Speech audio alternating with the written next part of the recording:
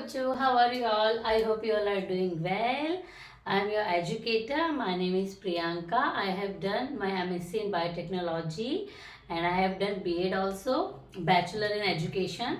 So let's start the chapter. Today we will start the topic cell, the unit of life.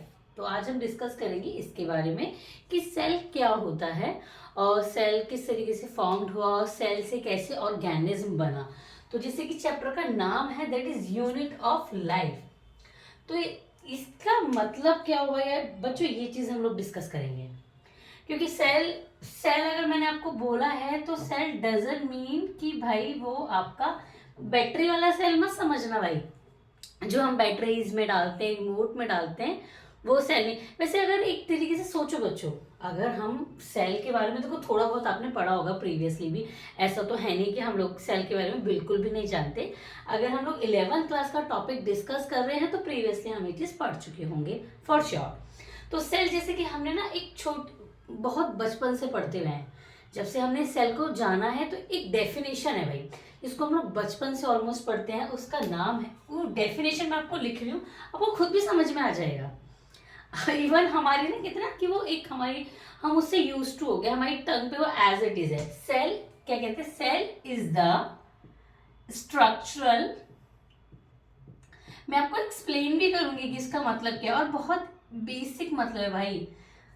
Cell is the structural and functional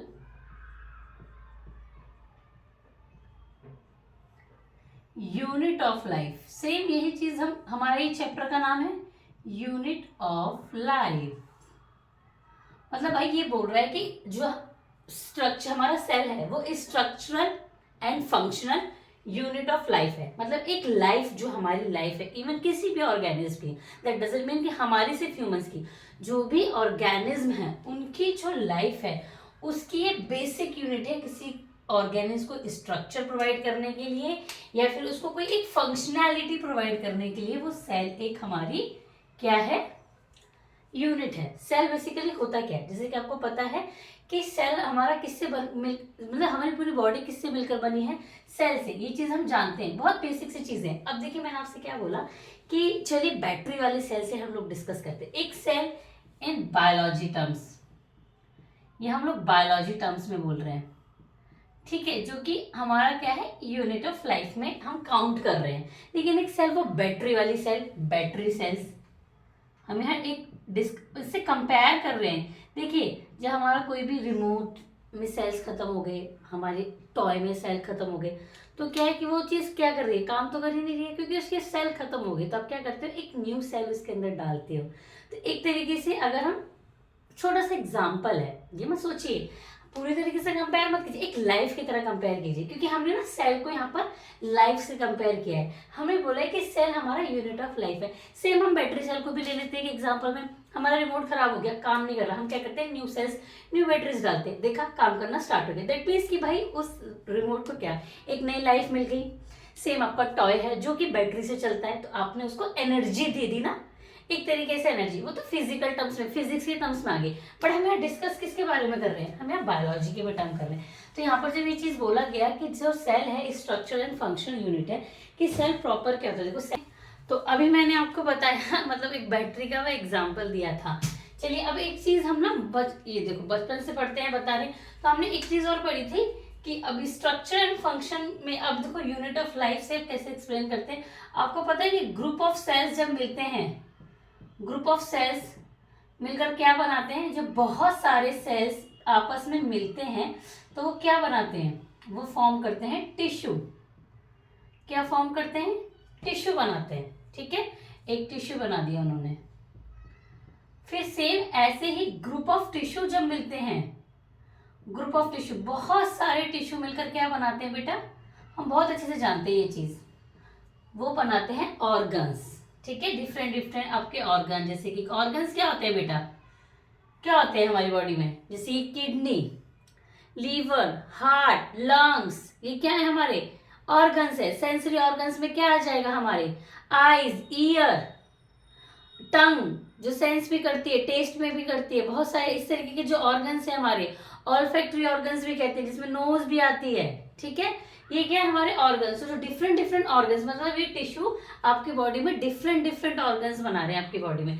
तो जब ये different different organs बन गए तो फिर ये group of, मतलब बहुत सारे ऑर्गन्स अपना ग्रुप बना लिया, मतलब हमारे बॉडी में बहुत सारे ऑर्गन्स बन गए। तो ये डिफरेंट ग्रुप ऑफ ऑर्गन्स मिलकर क्या बना रहे हैं, एक ऑर्गेनिज्म, या बोले एक ऑर्गन सिस्टम बना रहे हैं।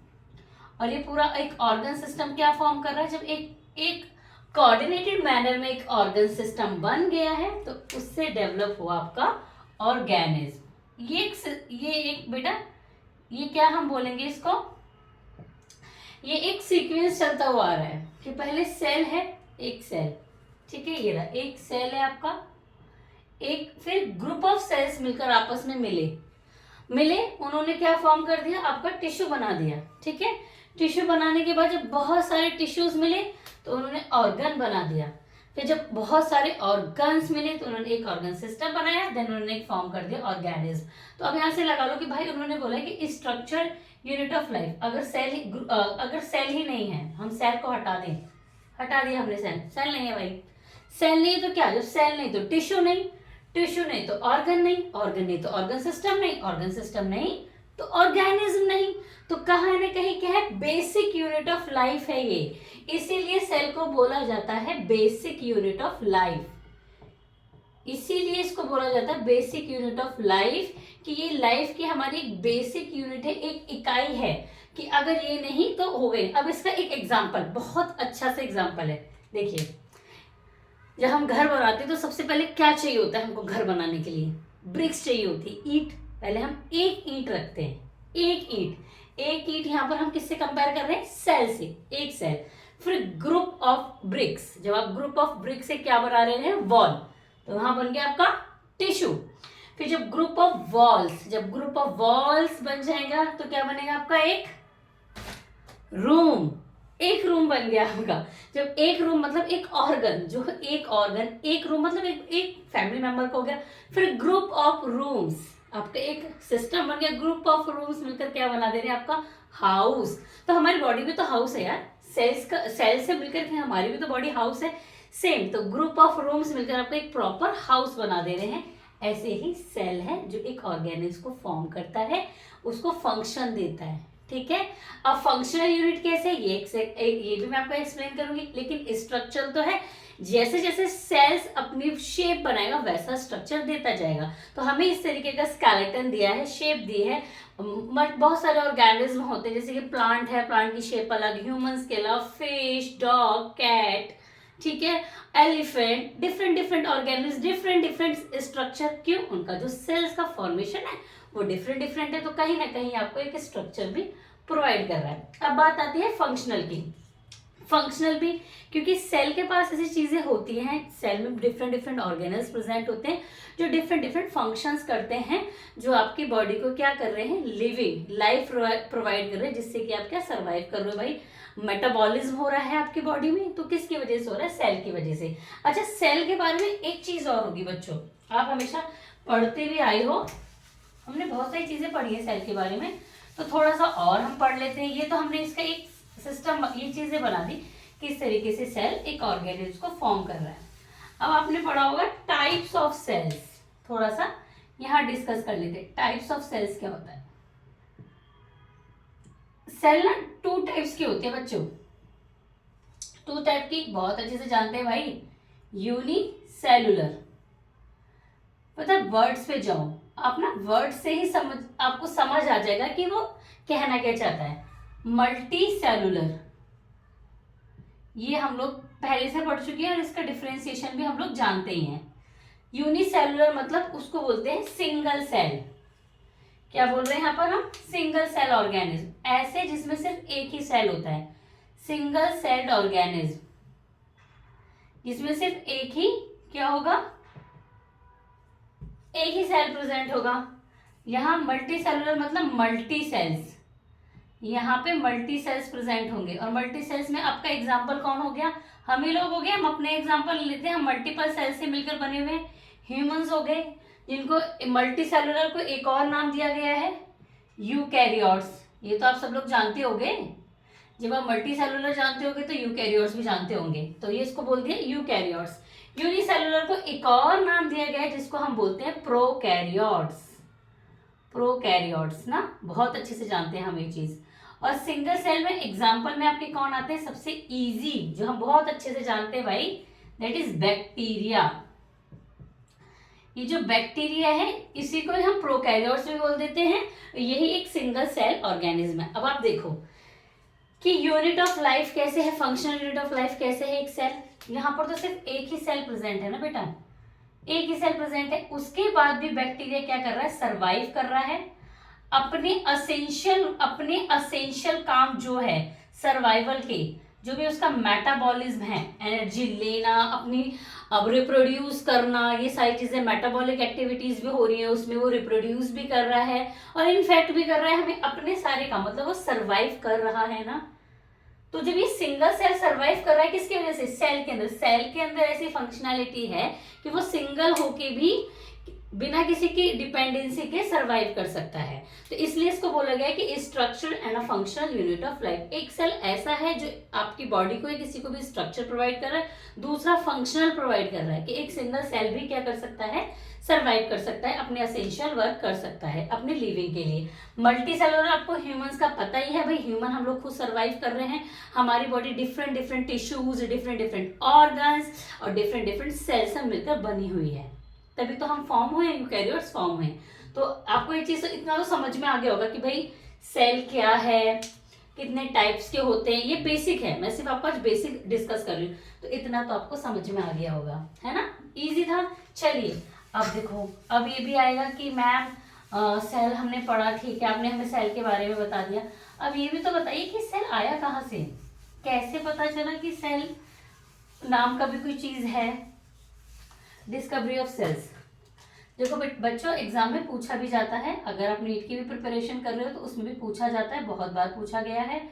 डिस्कवरी ऑफ सेल आती है कि सेल की डिस्कवरी किसने की थी, तो यहाँ दो साइंटिस्ट हैं, उनका नाम बहुत अच्छे से लिया जाता है। पहले एक साइंटिस्ट है जिन्होंने रॉबर्ट हुक, हम बचपन से रॉबर्ट हुक का पढ़ते हैं, रॉबर्ट हुक का नाम आता है, इनका नाम आता है। लेकिन अगर आपसे ये पूछा जाए कि सेल की डिस्कवरी किसने की थी, तो आप बेसिकली बोलोगे एंटनी वॉन ल्यूवेनहुक का भी नाम आता है, लेकिन रॉबर्ट हुक का नाम इसलिए आता है क्योंकि उन्होंने डेड सेल की डिस्कवरी की थी, डेड सेल की डिस्कवरी की थी ये। और जो आपके एंटनी बोलते हैं, एंटनी वॉन ल्यूवेनहुक जो है,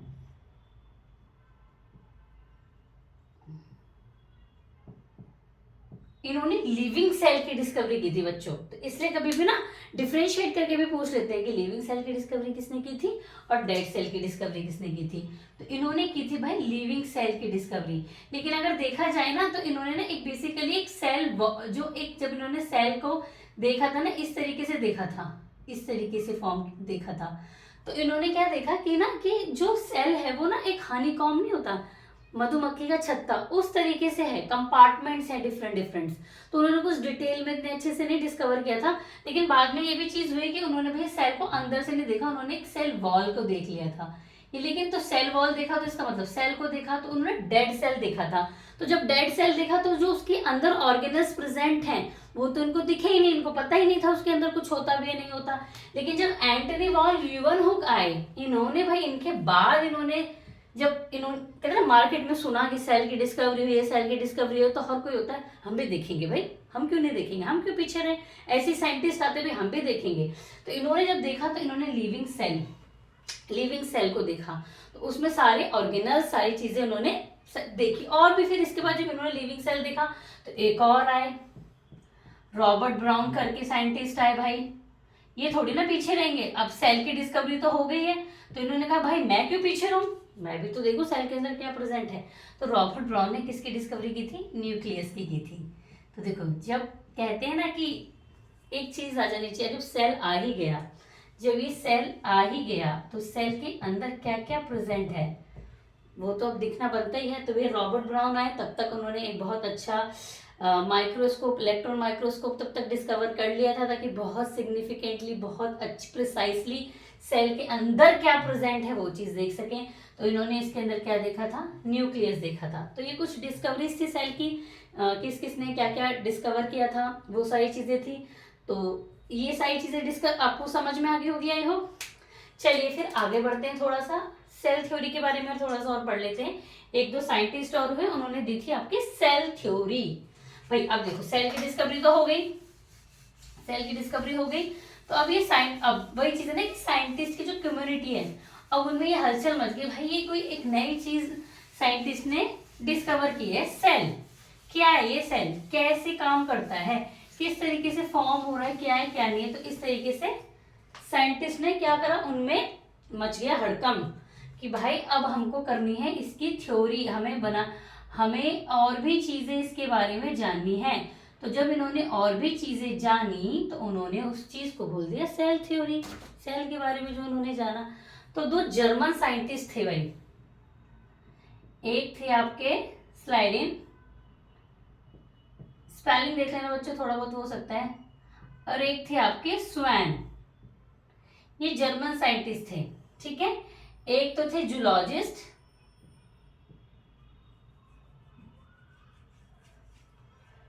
एक थे, ये तो बॉटनिस्ट थे, एक थे बॉटनिस्ट और एक थे जूलॉजिस्ट। और बॉटनी जूलॉजिस्ट तो आपको पता ही है, जो एनिमल की स्टडी करते हैं उसको जूलॉजिस्ट बोलते हैं, जो प्लांट्स की स्टडी करते हैं उनको बोलते हैं क्या, बॉटनिस्ट। और क्या बोलेंगे भाई, बॉटनिस्ट बोलेंगे। तो इन्होंने क्या देखा कि जो आपके स्लाइडिन थे, स्लाइडिन ने देखा कि प्लांट के अंदर जब उन्होंने स्टडी की, बॉटनिस्ट ने, स्लाइडिन ने, तो इन्होंने ये चीज देखी कि भाई जो प्लांट के टिश्यूज हैं, डिफरेंट डिफरेंट टिश्यूज, वो सेल से मिलकर बने हुए हैं, कि सेल ग्रुपिंग करता है और वो डिफरेंट डिफरेंट टिश्यूज बनाता है। और टिश्यू क्या है, फिर आपके ऑर्गन्स इस तरीके से बना रहे हैं।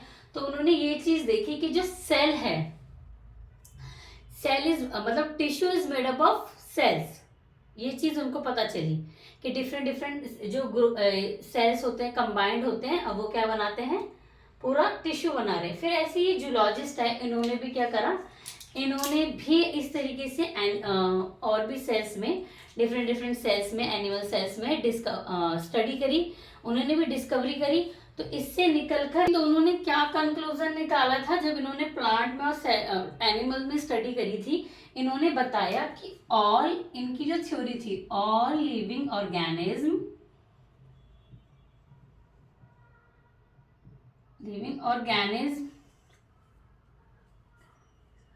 arises from single और ग्रुप ऑफ सेल्स, मतलब जितने भी ऑर्गेनिज्म है या तो सिंगल सेल से बने हैं या फिर ग्रुप ऑफ सेल से मिलकर बने हैं। और दूसरा पॉइंट इनका था कि the cell is the unit of life. इन्होंने ही ये चीज दी थी कि जो सेल है, एक सिंगल सेल ही क्या है, आपका यूनिट ऑफ लाइफ को रिप्रेजेंट करता है। तो ये इनकी थ्योरी थी। लेकिन फिर क्या हुआ बाद में और भी साइंटिस्ट आए, ठीक है, और भी साइंटिस्ट आए, उन्होंने ये कहा कि भाई ये तो इनकम्प्लीट है, हमको तो पता है कि ठीक है, आपने बिल्कुल सही बोला, ये 2 पॉइंट्स आर करेक्ट, कि या तो जो लाइफ ऑर्गेनिज्म है, जो लिविंग ऑर्गेनिज्म, तो एक सिंगल सेल से बन रहे हैं, दैट इज यूनिसेलुलर थे, या फिर ग्रुप ऑफ सेल से मिलकर बन रहे हैं, दैट इज मल्टीसेलुलर। और एक सेल आपके क्या है, life, unit of life, obviously कि सिंगल सेल ऑर्गेनिज्म भी सर्वाइव कर रहे हैं। बट सेल बन कहाँ से रहे हैं, सेल आ कहाँ से रहे हैं, रिप्रोडक्शन हो रहा है, क्या हो रहा है, किस तरीके से सेल बन रहे हैं। आपने ये तो बता दिया कि लिविंग ऑर्गेनिज्म सेल से बने, लेकिन सेल खुद कैसे बना है, वो कैसे फॉर्म हो रहा है, ये चीज उन्होंने नहीं बताया। तो फिर एक और साइंटिस्ट आए भैया, एक और साइंटिस्ट आए जिनका नाम था रुडोल्फ वर्च्यू।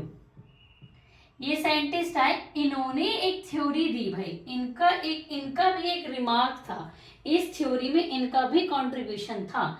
इन्होंने बोला, इन्होंने अपनी लैंग्वेज में बोला भाई, इन्होंने बोला omnis सेलुला E सेलुला,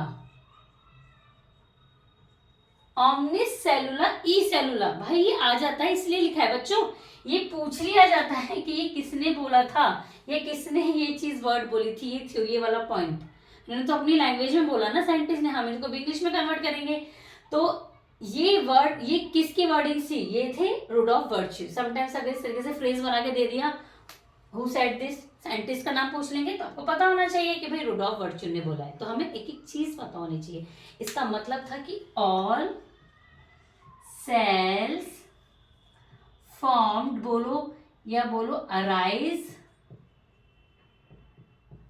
arise from pre existing cells, जो पहले से ही सेल्स हैं उन्हीं से ही न्यू सेल्स फॉर्म्स होती है, that is cell divides.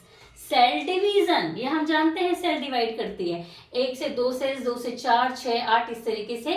Mitosis meiosis हम लोग, आपको पता ही होगा, नहीं होगा तो हम लोग आगे वाले वीडियोस में पढ़ेंगे, ठीक है। तो हमें पता है सेल डिवाइड करती है, सेल पेरेंट सेल से डॉटर सेल्स बनती है, फिर वो आगे फर्दर डिवाइड करती है, इससे क्या है सेल्स की पॉपुलेशन बढ़ती है। इस तरीके से ये अपनी क्वांटिटी बोले बढ़ाती हैं, डिवाइड करती हैं। तो इन्होंने ये बोला कि जो प्री एग्जिस्टिंग सेल्स, ऑब्वियसली जो पेरेंट सेल्स है वही तो डॉटर सेल्स या फिर जो आपके इनहेरिट होंगे सिबलिंग सेल्स बनाएंगे ना, कैसे अपने बच्चों को प्रोड्यूस करेंगे, पेरेंट सेल्स से डॉटर सेल्स बन रही है ना, तो एक जो पहले से ही सेल्स है वही तो प्रोड्यूस कर रही है प्री एग्जिस्टिंग सेल्स। तो ये 3 पॉइंट्स थे आपके सेल थ्योरी को, जिसको हम आज तक पढ़ते हैं और यही हमारी सेल थ्योरी है। तो आई होप आपको ये चीजें समझ में आई होंगी, नहीं समझ में आई हो तो बताइएगा, तो बाकी चीजें हम आगे डिस्कस करेंगे। Thank you.